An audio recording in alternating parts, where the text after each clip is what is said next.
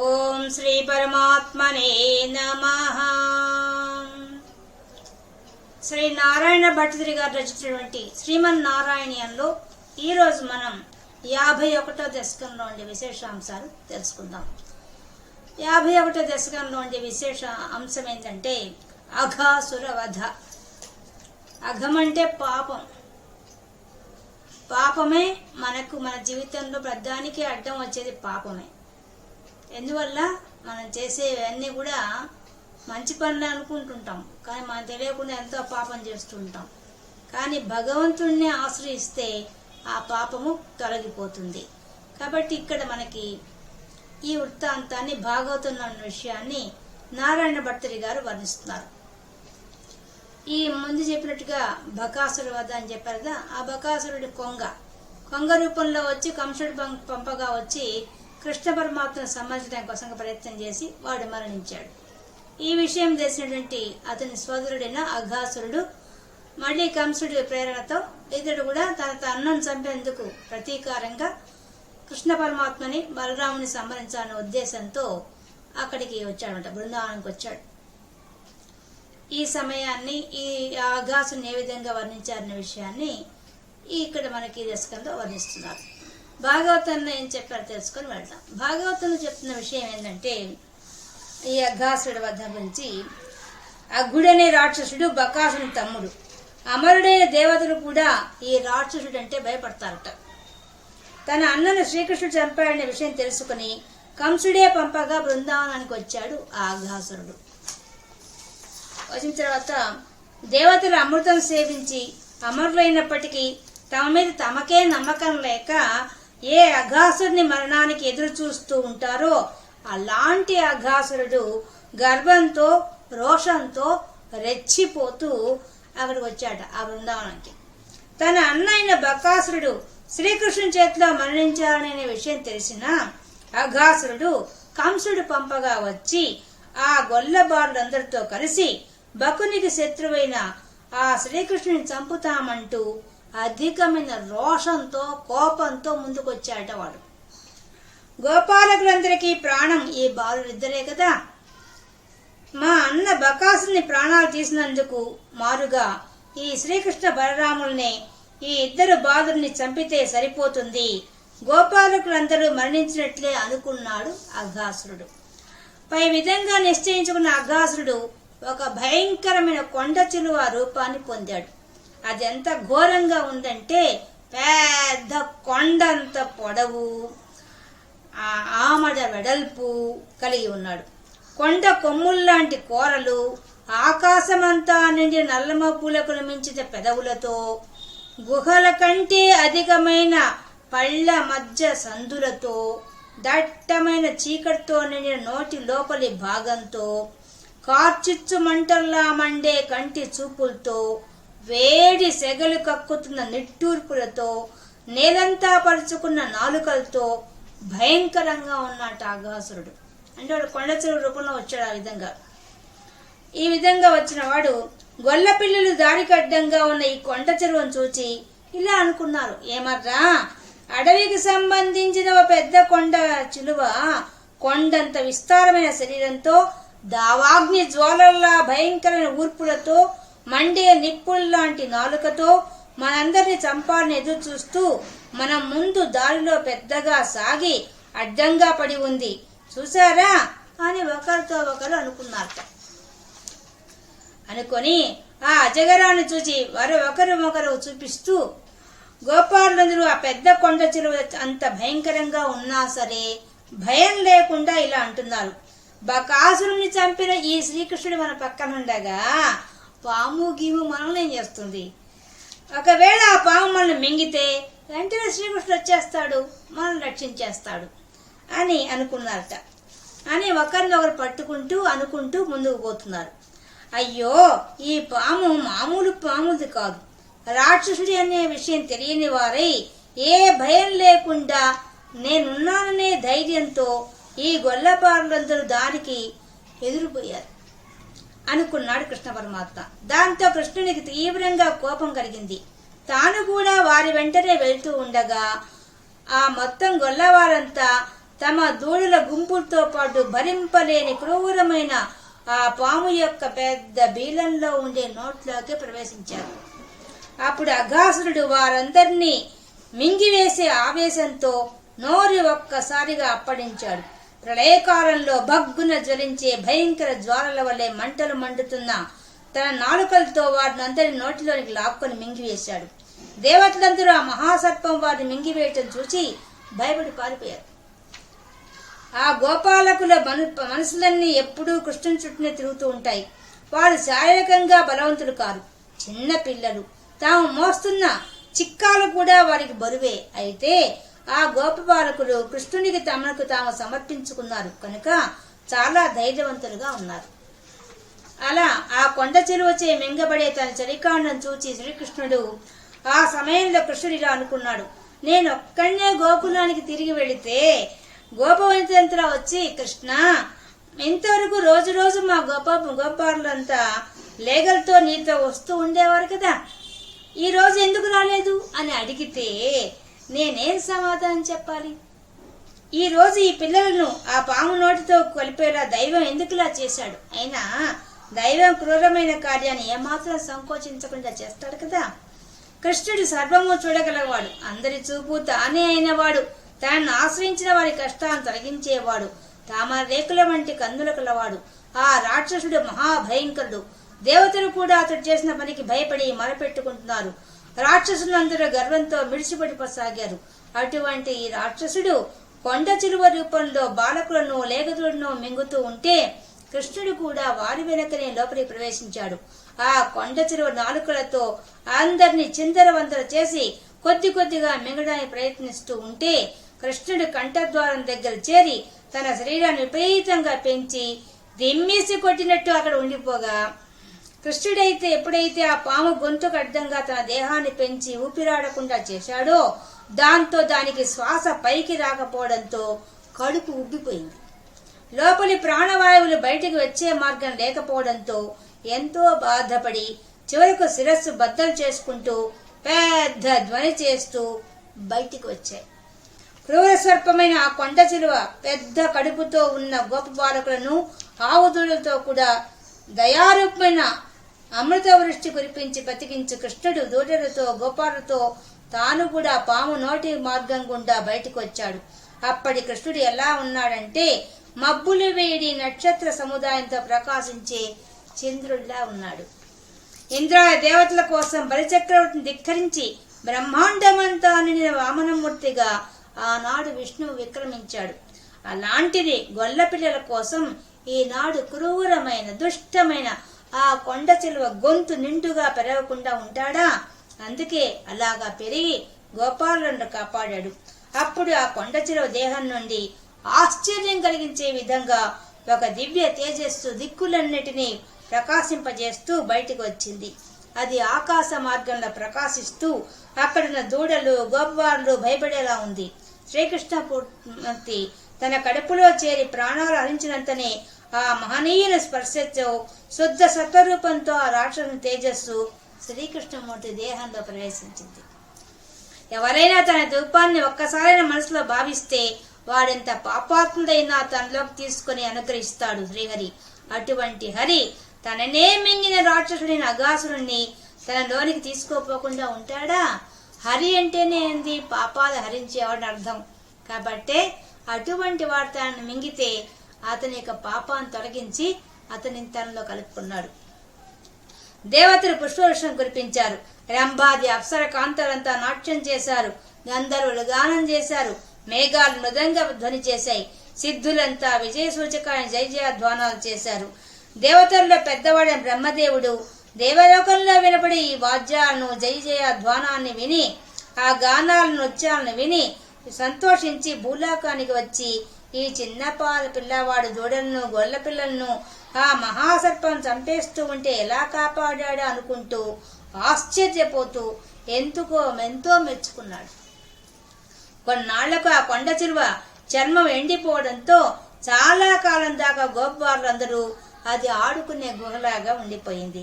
ఇలా కృష్ణుడు కౌమార వయసులో 5వ ఏట అఘాసురుని వధించిన ఈ వృత్తాంతం పౌగండ వయస్సులో ఉండే 6 సంవత్సరాల వయస్సులో కావించిన పనిగా గోపబాలకుడు భావించారని సుఖ మహర్షి చెప్పాడు.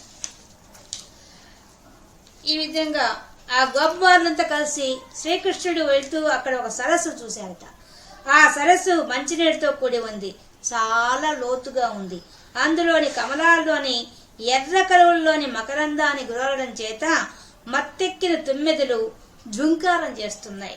పెద్ద తీగల వంటి అరల గుంపుతో విహరించే కలహంసల కలకలా ధ్వనులు కలిసి నిండి ఉంది. పిల్లగాలి వల్ల రేగిన నీటి తుంపర్లు కలిగి ఉంది. అటువంటి ఆ సరస్సు దగ్గరికి అందరు వెళ్ళారట. శ్రీకృష్ణుడు చూసిన సరస్సు ఎంతో అందంగా ఉంది. ఆ అందాన్ని మనసులో మెచ్చుకుంటూ వేగంగా గాలి వీచడంతో కదిలే అరల నీటి తుంపర్లు జల్లులకు దేహాలు గగురుపట్టు చెందగా పార్శ్వములందు కాయలతో పళ్లతో కూడిన గెరల భారంతో వంగిన గడ్డి చెట్ల సముదాయం, వాటి నీటియందు పెద్ద పెద్ద ఇసుక తిన్నెలు చూసి ఎంతో ఉత్సాహంతో తన స్నేహితులైన గోపాలతో ఇలా అన్నాడు కృష్ణుడు. గోపాలతో ఇలా అంటున్నాడు, ఏమర్రా పాపం ఎండలో మాడిపోయారు, ఆకలితో కూడా ఉన్నారు, ఆలస్యం ఎందుకు, రండి మనం చద్ది తినడానికి. ఇది ఎంతో అందంగా ఉన్న స్థలం. ఈ పక్కనే మన దూడలను కూడా చక్కగా నీరు తాగి కసవం వేస్తూ గుంపుగా తిరుగుతుంటాయి. మనం ఎంతో ఆనందంగా చద్ది తిందామా అని అడిగాడు. అలా అడగగానే గోపాలులంతా కూడా దూడలను మంచినీళ్ళకు వదిలిపెట్టి వాళ్ళంతా చద్ది తినడానికి సిద్ధపడ్డారు. తామర పువ్వుల్లో మధ్యలో ఉన్న కర్ణిక చుట్టూ వరుసలుగా రేకులు పరుచుకుని ఉంటాయి. అలాగే అంటే ఒక మధ్యలో కర్ణిక చుట్టూ ఉన్న రేకుల్లాగా మధ్యలో కృష్ణ పరమాత్మ ఉంటే చుట్టూ గోపాలు కూర్చున్నారట.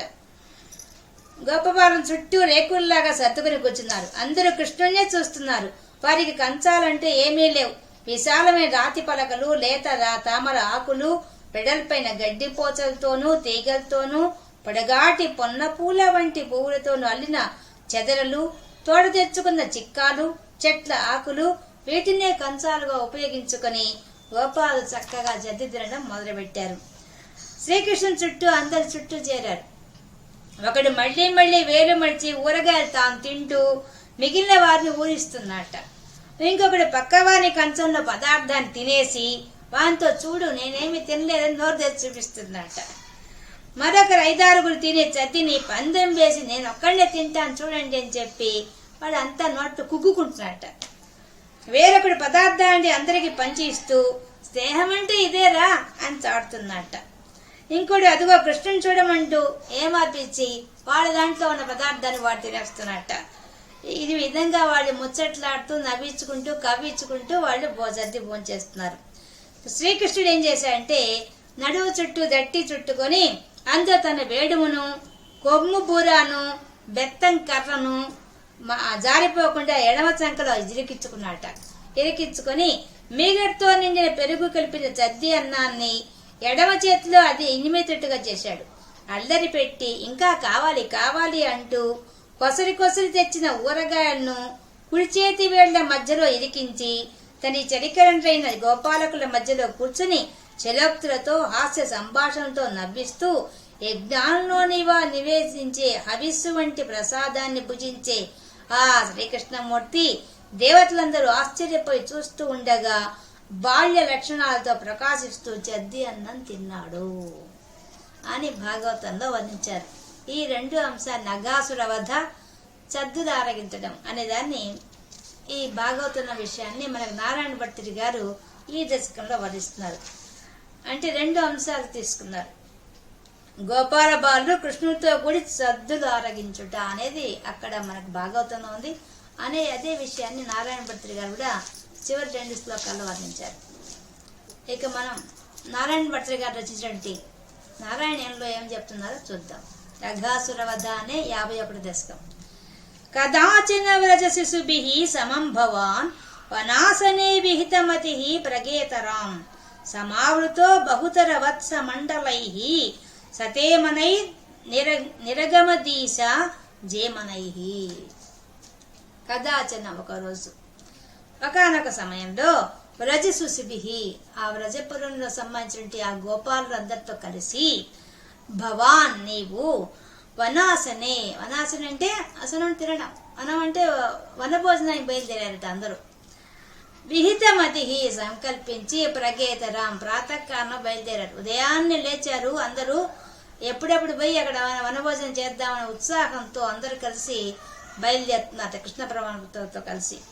సమావృతో బహుతర వత్స మండలై, వాళ్ళందరూ ఎలా ఆవులు దూడలు అన్నిటిని తీసుకొని వాళ్ళందరూ బయలుదేరారు. సతేమతై నిర్గమతి ఈశా అందరినీ శాసించే ఓ పరమాత్మ, జయమనై అన్ని రకరకాల పదార్థాలు ఆహార పదార్థాలు తీసుకొని వెళితే కదా స్వామి. ఎక్కడికి? ఆ బృందావనంలో ఉండే వన ప్రాంతానికి, వాళ్ళ వన భోజనానికి బయలుదేరుతున్నారట. ఆ గోపాలుడు కృష్ణ పరమాత్మ అందరు కలిసి వెళ్ళారు కదా స్వామి అని స్తోత్రం చేస్తున్నారు నారాయణ భట్టు గారు.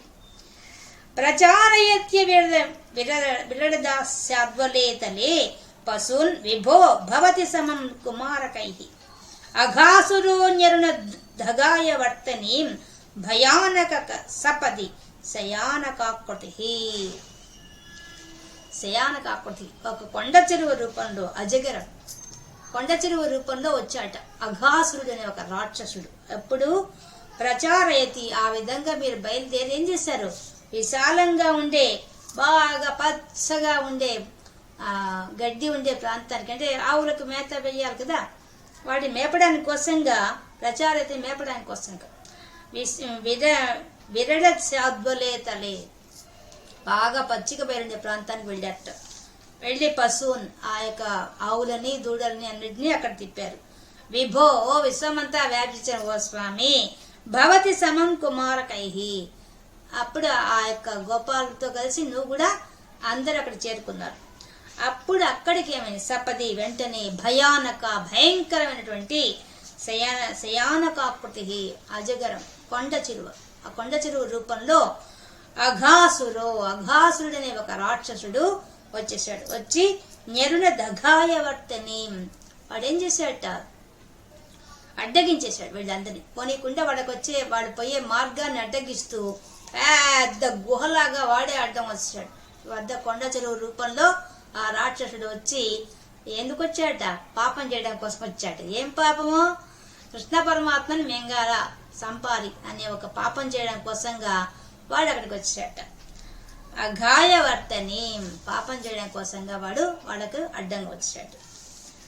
మహాచల ప్రతిమత నోర్గుహానిభ ప్రసారిత ప్రధిత ముఖస్య కాననే ముఖోదరం విహరణ కౌతుకాత్ గతాః కుమారకాః కిమపి విదూరగే త్వయి. మహాచలం, అచలం కదా కొండ, పెద్ద కొండ ఎలా ఉంటుందో అలా ఉన్నట్ట, కొండ వంటి శరీరంతో ఉన్నట్ట ఆఘాసురుడు. ఇంకా గుహానిభ పెద్ద గుహలాగా తెచ్చుకోనట. ప్రసారిత ప్రధిత ముఖస్య విస్తారంగా నోరు తెరుచుకొని విస్తారమైన శరీరంతో విస్తారమైన నోటితో పెద్ద నాలుకతో వాడు వచ్చాడు. కానని ఆ అడవి ప్రాంతంలో వాడు అడ్డం వచ్చాడు. ముఖోదరం విహరణ కౌతుకాత్ గతాః ఆ కుమారకాహ ఆ బాలుదంతా గోపాలుదంతా కూడా వాళ్ళకేదో ఉత్సాహంగా ఏదో పెద్ద ముందు వాళ్ళకి చూడడానికి అట్రాక్షన్ గా కనిపించింది. అది అంతే, పెద్ద గుహలాగా అదేదో చూడడానికి ఆనందం కలిగించే విషయం కనిపించింది. అందువల్ల వాళ్ళు విహరణ కౌతుక ఆనందంగా విహరించాలనే ఉద్దేశంతో గతాహ వెళ్ళారట. ఎక్కడికి? ముఖోదర, దాని ముఖం నోట్లోకి వెళ్ళిపోయి కిమపి విదూరగే త్వయి స్వామి నీకు దూరంగా వెళ్ళిపోయారు కదా వాళ్ళు. వెనక ఆయన ఉన్నాడు కానీ ఆయన వస్తున్నాడులే చూసుకోకుండా ముందుకు వెళ్ళిపోయి నోట్లోకి వెళ్ళిపోయారు. ఆ అఘాసురుడు నోట్లోకి వెళ్ళిపోయారు. ప్రమాదత ప్రవిశతి పన్నగోదరం క్వధత్తనౌ పశుపకులే సవాత్సకే పిదన్నిదం త్వమపి వేసిధ ప్రభో సుహృజ్జనం విసరణమాసు రక్షితుం. ప్రభో ఓ ప్రభు కాబట్టి అందరినీ పాలించేవాడు ఆయన, పరమాత్మ కదా. ఆయన అప్పుడు గమనించాడు వీళ్ళంతా నన్ను శరణ వేడుకొని వెళ్ళిపోయారు, నన్ను నమ్ముకున్నారు వాళ్ళంతా. భాగవతంలో విన్నాం కదా, వాళ్ళు ఏం చెప్పా అనుకున్నారు? మనకేముంది, బకాసుకు సంబంధించిన కృష్ణ పరమాత్మ మన వెంట ఉండగా మనకేలా భయము, పామో గీమో ఏదైతే మనకెందుకు అనుకుంటున్నప్పుడు వెళ్ళిపోయారు. అలాగే వాడు వెళ్ళిపోవడంతో చూశాట. ప్రమాదత పొరపాటున పొరపాటుగా వెళ్ళిపోతున్నాడు. అది భయంకరమైందని మింగేస్తుందని ఏమీ తెలియని అమాయకులు, సుహృజ్జనం, తనను నమ్ముకున్నవాడు, మంచివాళ్ళు, మంచి స్వచ్ఛమైన మనసున్నవాళ్ళు. అలాంటి వాళ్ళంతా విసరిన మాసు వెంటనే వెళ్ళిపోయారు. వెంటనే వాడు వెళ్ళిపోతుంటే చూశాడట కృష్ణ పరమాత్మ. చూసి ప్రవిశతి పన్న గోదరం, ఆ పాము నోట్లోకి వెళ్ళిపోతున్నారు. ఎంత అమాయకంగా వెళ్ళి నన్ను నమ్ముకొని. కొదత్తను అని పైన దాని నోట్లో పైన తెలిసిపోయింది. ఏమైంది? వేడి గాలి వస్తుంది దాని నోట్లో నుంచి, భయంకర అగ్నిజ్వాల వస్తుంది. పశుపకులే సవాత్సకే, ఆ యొక్క గోవులు, గోపాలులు, దూడలు అందరూ ఆ వేడికి అల్లాడిపోతున్నారు, తపం చెందుతున్నారు. విదన్నిదం, ఇది తెలుసుకున్న పరమాత్మ, త్వమపి వివేసిద్ధ, నువ్వు ప్రవేశించావు కదా స్వామి, వాళ్ళ గురించి తెలుసుకొని, అయ్యయ్యో అమాయకులే, పవిత్రమైన మనసున్న వాళ్లే, మంచి వాళ్లే, నన్ను నమ్ముకున్న వాళ్లే అని చెప్పి కాసు వెంటనే రక్షించారు. నువ్వు వెళ్ళావు కదా స్వామి వాళ్ళ నోటి దగ్గరికి, నువ్వు కూడా దాని నోట్లో ప్రవేశించావు కదా స్వామి. గళోదరే విపరీత వర్ష్మణా త్వయా మహోరగే లుఠతి నిరుద్ధ మారుతే ధృతం భవాన్ విదరిత కంఠ మండలో విమోచయన్ పశూన్ వినిర్యయౌ. గళోదరే, దాని యొక్క కంఠ భాగంలో, విపరీత వర్ష్మణా త్వయా, ఏం చేసావు అప్పుడు నువ్వు? నీ యొక్క శరీరాన్ని విపరీతంగా పెంచేసావు. లోపల పోయి దాని లోపల ప్రవేశించే దాని నోట్లోకి నీ యొక్క శరీరాన్ని బాగా పెంచేసావు. ఎప్పుడు పెంచేసావో మహోరగే, ఆ ఉరగం, ఆ పాము లుట్టతి నిరుద్ధ మారుతే, దాని యొక్క ఊపిరాళ్ళ, ఎప్పుడైతే మనకైనా కంఠస్థానంలో పోయి అని ఇరుక్కుంటే ఊపిరాడదు కదా, దాన్ని కూడా ఊపిరాళ్ళ కంఠస్థానంలో పోయి కూర్చున్నాడు. పెద్ద శరీరం పెంచేశాడు. అందువల్ల ఏమైపోయింది? దానికి ఊపిరాళ్ళ పొట్ట ఉబ్బిపోయింది. దెబ్బకి నిరుద్ధ మారుతే, దాని శ్వాస ఊపిరాడడంలా. ధృతం భవాన్ విదరిత కంఠమండలో, విదరిత చీల్చుకొని, దాని కంఠమండలాన్ని చీల్చుకొని ధృతం భవాన్, వెంటనే బయటకు వచ్చావు కదా స్వామి. నీతో పాటి విమోచయన్, వాళ్ళు కూడా బయటకు వచ్చారు. ఎవరు? పశూన్ వినిర్యయౌ, వాళ్ళతో పాటి ఎవరెవరు వచ్చేసారు? గోవులు, దూడలు, పశుపాలకులు, గోపాలులు, మరి కృష్ణ పరమాత్మ అందరూ ఒకేసారిగా దాని నోట్లోంచి బయటకు వచ్చారు. ఎలా? ఈయన తన దేహాన్ని పెంచాడు, దాని కంఠాన్ని చీల్చాడు, బయటకు వచ్చాడు. అందరూ బయటికి వచ్చేసారు. ఈ విధంగా వాళ్ళకి విమోచనం కలిగించావు కదా స్వామి, వాళ్ళని రక్షించావు కదయ్యా, గోపాలని, దూడల్ని, పశువులని చెప్పి స్తోత్రం చేస్తున్నారు. ఎవరు నువ్వు? ఇంత ప్రభువు కాబట్టి నువ్వు ఒకడే చేయగలవు పని. క్షణం దివి తదుపగ మార్ధమాస్థితం మహాసుర ప్రభవ మహో మహత్ వినిర్గతే త్వయితు నిలీన వంజస నభస్థలే నృతురధో జగుస్సురాహ. క్షణం, ఆ క్షణమే, వెంటనే ఎప్పుడైతే ఆయన చీల్చుకొని బయటకు వచ్చారో ఆ క్షణం ఏమైపోయింది? దివి, ఆకాశంలో, తదుపగమార్ధమాస్థితం, అక్కడ ఆకాశంలో ఏం జరిగింది? అద్భుతం జరిగిందట. ఏం జరిగింది? మహాసుర ప్రభో మహో, ఆ యొక్క పెద్ద కొండ చెరువు యొక్క గుహలాంటి పెద్ద పర్వతం లాంటి అది దాని దేహంలోంచి మహోమహత్ గొప్ప తేజస్సు వచ్చేసింది. వచ్చి ఆకాశంలో నిలబడింది. వినిర్గతే త్వయిత్ నిలీనమంజస, బయటికి వచ్చినటువంటి ఆ తేజస్సు వచ్చి త్వయి, నీ యందు, నిలీనమంజస, కలిసిపోయింది కదా స్వామి, నీలో కలిసిపోయింది. నభస్థలే, ఆకాశంలో ఆ సమయంలో, నృతరథో, ఆ జగుస్సురాహ, సురాహ దేవతా సమూహం అంతా కూడా ఆకాశం నిలబడి రంభా ఓరసి వాళ్ళంతా నృతు నాట్యం చేశారు. పాటలు పాడేవాళ్ళు పాట పాడుతున్నారు, నాట్యం చేసేవాళ్ళు నాట్యం చేస్తున్నారు, వాయిద్యాలు వాయించేవాళ్ళు వాయిద్యాలు వాయిస్తున్నారు. అంత ఆనందం అయిపోయింది. ఎందువల్ల? వాడిని సంహరించారనే సంతోషంతో అందరూ ఒక్కసారి ఆనందంతో ఆ దేవతలంతా కూడా అంత ఉత్సాహంగా ఆకాశం నిలబడి నృత్యం చేశారట. స విస్మయై కమల భవాదిభిస్వరై అమధృతస్తదనుగతః కుమారకై దినే పునస్తరుణ దశాముషి స్వకైర్భవానతనుత భోజనోత్సవం. అంటే ఇప్పుడు వాడిని సంహరించాడు, ఆ అఘాసురుణ్ణి, ఆ కొండ చెరువు రూపంలో వచ్చినట్టు అఘాసురుని సంహరించాడు. ఆయన కాస్త సంహరించబడ్డవాడు కాస్త దాని దివ్య తేజస్సు వచ్చి ఆయన కలిసిపోయింది. ఎందుకు? హరి కాబట్టి పాపాన్ని హరించేవాడే హరి కాబట్టి ఆయన పాపాన్ని హరించి అటువంటి వాడి యొక్క నోట్లో ప్రవేశించాడు కాబట్టి అటువంటి వాడికి మోక్షం ప్రసాదించాడు. అదైన తర్వాత చద్దులారయుతం అనే కార్యక్రమం దాంట్లో భాగవతం చెప్పింది, దాన్ని కూడా చెప్తున్నారు. కానీ ఆ సమయంలో దేవతలంతా ఆశ్చర్యపోతున్నారు. ఎవరు? కమల భవాదిభిస్వరై సవిస్మయై ఆశ్చర్యపోతున్నారట ఈ దృశ్యాన్ని చూసి. కమల భవ అంటే పద్మంలో పుట్టినవాడు ఎవరు? బ్రహ్మ. ఆదిభిస్వరై దేవతా సమూహం అంతా కూడా, ఆ బ్రహ్మదేవుడు మొదలుకొని మిగతా దేవతా సమూహం అంతా కూడా ఆశ్చర్యపోతున్నట్ట. అనుద్రత తదనుగత కుమారకై. కాబట్టి ఆ అగాసురుని ఏ విధంగా సంహరించాడు, సంహరించి చూస్తుండగానే వాడి దేహంలో దివ్య తేజస్సు రావడం, ఆయన కలిసిపోవడం, ఇదంతా చూసి ఆశ్చర్యపోయారట. ఇంకా అప్పుడు ఆ కుమారకై ఆ గోపాలతో అందరితో కలిసి అక్కడ తిరుగుతున్నాడు, ఆ అడవిలో తిరుగుతుంటే దినే పునస్తరణ దశాముషేయుషి. ఆ రోజులో మధ్యాహ్నం అయిపోయింది. వాళ్ళు ప్రాతకాలంలో బయలుదేరారు, మధ్యాహ్నం అయిపోయింది. స్వకైర్ భవాన నతనుత భోజనోత్సవం. వాళ్ళు వచ్చిందే వనభోజనానికి కదా, ఇంకా వనభోజనానికి కూర్చుందామని చెప్పేసి అప్పుడు నువ్వు భోజనానికి ప్రోత్సహించి అందరినీ ఆ భోజనం ఏర్పాటు చేయించావు కదా స్వామి నువ్వు అని స్తోత్రం చేస్తున్నారు. ఎప్పుడైతే వాళ్ళందరూ ఆనందంతో ఒక మంచి ఒక ఆపద వచ్చింది, ఆపదలోంచి బయటపడ్డారు, బయటపడిన తర్వాత వాళ్ళకి ఆనందం కలిగింది. అప్పటికి మధ్యాహ్నం అయిపోయింది, ఆకలి వచ్చేసింది. అప్పుడు కృష్ణ పరమాత్మ వాళ్ళందరూ చెప్పాడు, అంతా ఆకలితో ఉన్నారు కదా, అలసిపోయారు కదా, మధ్యాహ్నం అయిపోయింది, రండి భోంచేద్దాము, మన భోజనానికి కదా వచ్చాం, పదండి భోజనానికి అని చెప్పేసి అక్కడ భోజనానికి ఏర్పాటు చేయించాడు. ఇషాణికామపి మురళిం నితంబకే నివేశయన్ కవలధర కరాంభుజే పరహసయన్ కలవచనై కుమారకాన్ భుభోజిధ త్రిదశ గుణైర్ ముదానుతః. విషాణికామపి అంటే కొమ్ము బూర ఊదేది, అది మురళిం ఆయన ఫ్లూట్ వాయిస్తాడు, వేణువు. నితంబకే నివేశయన్ తన నడుముకి బాగా అమర్చుకున్నాడు, దాన్ని పడిపోకుండా రెండు.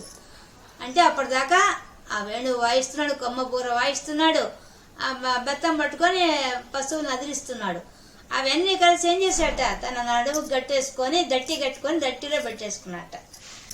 కవలధరహ కరంబుజే తన యొక్క పద్మముల వంటి తన చేతుల్లో కవలం ఆ అన్నం ముద్ద పెట్టుకొని ప్రహసయన్ బాగా నవ్విస్తున్నాడు, అందరినీ చదోక్తులుగా మాట్లాడుతూ అందరిని ఉత్సాహపరుస్తూ ఆయన అందరినీ ప్రోత్సహిస్తూ నవ్విస్తూ జోక్స్ చేస్తున్నట. కలవచనై కుమారకాన్ ఆ అందరి పిల్లలందరి ముందు ఆయన అందరు నవ్విస్తూ, వాళ్ళు నవ్విస్తూ ఉన్నారు, ఈయన అందరినీ నవ్విస్తూ ఉన్నాడు. భుభోజిద ఈ విధంగా భోంచేశారు కదా స్వామి, చేస్తుంటేట ఆకాశంలో దేవతలు చూస్తారట, ఏం వీళ్ళ భాగ్యం, ఈ గోపాల యొక్క భాగ్యం ఏంది, ఇంత బాగా ఈయన పసిపిల్లకాయలతో కలిసిపోయి తన చిన్న ముద్దు చేతులతో కూర్చుని ఆ చెద్దన్నం తింటున్నాడే, ఆ పెరుగన్నం పెట్టుకొని ఆ ఆవకాయలు పెట్టుకొని కూరగాయలు పెట్టుకొని తింటున్నాడని చెప్పేసి వాళ్ళు ఆశ్చర్యపోతూ చూస్తున్నారట. త్రిదశ గణైర్ ముదానుతః. త్రిదశలు అంటే ఎప్పుడు 30 ఏళ్ల వయసు వాళ్ళు ఎప్పుడు యవనంలో ఉండేవాళ్ళు దేవతలు. వాళ్ళంతా ఆకాశం ఈ ఆశ్చర్యకరమైన దృశ్యాన్ని చూస్తూ ఆనందపడిపోతున్నారట.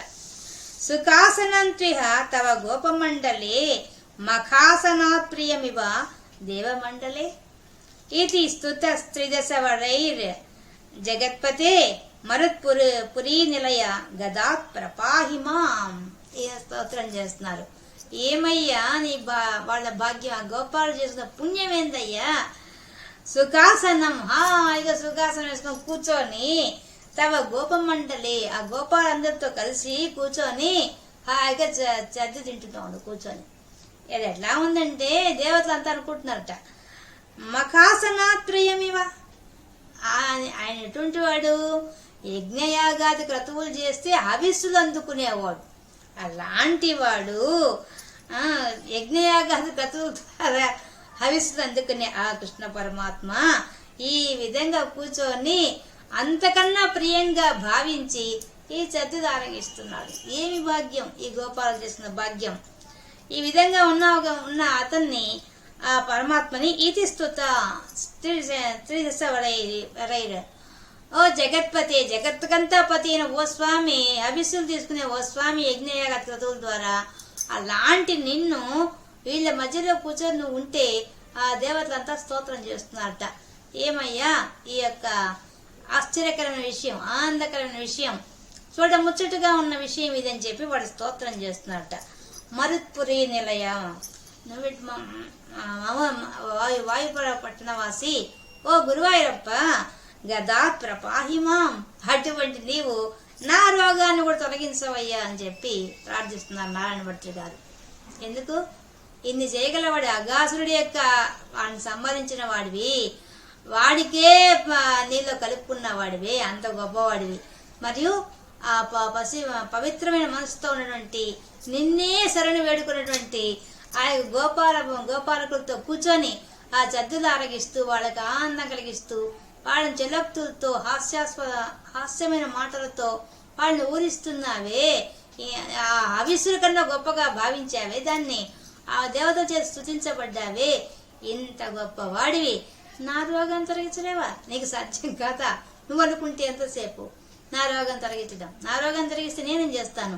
నేను కూడా గోపాలలాగే నిన్నే శరణు వేడుకుంటాను. నేను చేసే పని అదే కదూ, నిన్నే ఆశ్రయిస్తాను, నిన్నే నమ్ముకుంటాను, కాబట్టి నన్ను అనుగ్రహించవయ్యా అని చెప్పి స్తోత్రం చేస్తున్నారు నారాయణ భట్టు గారు. ఈ విధంగా మనకి భాగవతంలో ఉండే అఘాసుర వద్ద చద్దులు ఆరగించడం అనే రెండు కలిపి ఈ యొక్క దశకంలో మనకి నారాయణ భట్టు గారు అద్భుతంగా వర్ణించారు. అంతేకాదు మనకు దృశ్య కావ్యంగా చూపించారు. పైన ఎట్లా అంట, ఒక పువ్వు చుట్టూ ఉన్న కన్నిక మధ్యలో కృష్ణప్రభాతుడి చుట్టూ రేకుల్లాగా కూర్చున్నట వాళ్ళంతా, ఆ గోపాలంతా అంత గొప్పగా కూర్చొని పైన ఇసుక దిందరి మీద కూర్చొని వాళ్ళు కంచాలు లేవు, ఏమీ లేవు అక్కడ, వాళ్ళు తెచ్చుకున్న ఆకుల్లో పెట్టుకొని తింటూ ఈయన చేతులతో పెట్టుకొని తిన్నట. రవడం చేతుల్లో పెట్టుకొని తన పద్మవల వంటి చేతుల్లో ఆ పద్ది పెట్టుకొని మధ్యలో ఊరగాయ పెట్టుకొని తిన్నాట ఆయన. అదంతా దృశ్యంగా చూపించారు, అద్భుతం. కాబట్టి ఈ విధంగా మనకి రెండు విషయాల్ని ఈ యొక్క దశకంలో మనకు ఆవిష్కరించారు నారాయణ భట్టు గారు. అటువంటి నారాయణ భట్టు గారికి నమస్కరిస్తూ గురువాయూరప్ప అనుగ్రహం మనందరికి కూడా ఉండాలని కోరుకుంటూ ఈ యొక్క 50వ దశకాన్ని పూర్తి చేసుకున్నాం. సర్వత్ర గోవింద నామ సంకీర్తనం, గోవింద గోవింద.